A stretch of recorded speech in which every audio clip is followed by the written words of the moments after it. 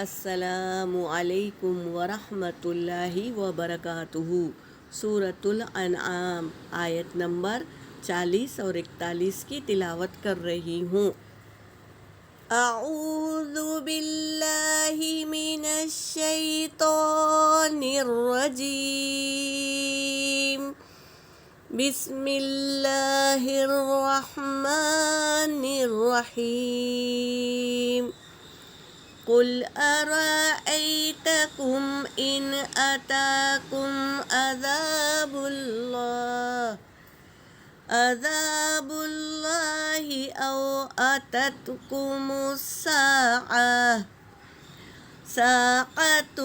أغير الله تدعون إن كنتم صادقين بل إياه تدعون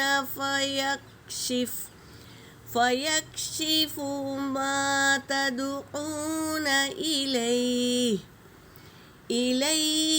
إن شاء وتنسون ما تشركون۔ صدق اللہ العلی العظیم۔ ترجمہ کر رہی ہوں۔ قل، آپ کہہ دیجئے، ارائیتکم، غور کیا آپ نے، کیا غور کیا آپ نے، ان اگر آتاکم، آ گیا تمہارے پاس، عذاب اللہ، اللہ کا عذاب، او اتتکم الساعہ، یا آ گیا تمہارے پاس قیامت کی گھڑی، اغیر اللہ، اللہ کے سوائے، تدعون، تم پکارو گے۔ یہاں پوچھ رہے ہیں اللہ تبارک تعالیٰ، یہ کیا کرتے تھے؟ اللہ کو چھوڑ کر کسی اور کو شریک ٹھہرا لیے تھے اور ان سے مدد طلب کرتے تھے، اور جو کام ان کے پاس ہو جاتا تو وہ سمجھتے تھے کہ یہ لوگ کیے ہیں۔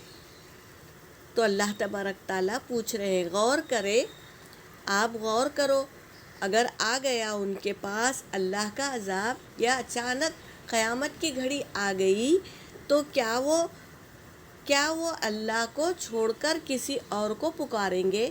نہیں، یہ لوگ جب کوئی مصیبت آ جاتی تو سب معبودوں کو چھوڑ دیتے، صرف اللہ کو پکارتے۔ اس وقت ان کا یقین پکا ہوتا کہ یہ مصیبت کو اللہ ہی ٹال سکتا ہے، تو وہ اللہ ہی کو پکارتے ہیں۔ ان کنتم صادقین، اگر ہو تم سچے تو تم اللہ ہی کو پکارو گے۔ بل ایاہ، بلکہ اسی کو، تدعون، تم پکارو گے، فیکشف، پس وہ دور کر دے گا، ما تدعون، جو تم پکارتے ہو، الیہ، یعنی اس مصیبت کے لیے تم جو مدد طلب کرتے ہو تو اللہ ہی دور کر دے گا۔ انشاء، اگر چاہے، وتنسون، اور تم بھول جاتے ہو، ما تشرکون، جو تم شریک ٹھہراتے ہو، اس وقت بھول جاتے ہو، ان کو بھول جاتے ہو اور اللہ ہی کو پکارتے ہیں، تو اللہ ہی کیا کرتا ہے؟ تمہارے مصیبتوں کو، تمہارے تکلیفوں کو اللہ ہی دور کرتا ہے۔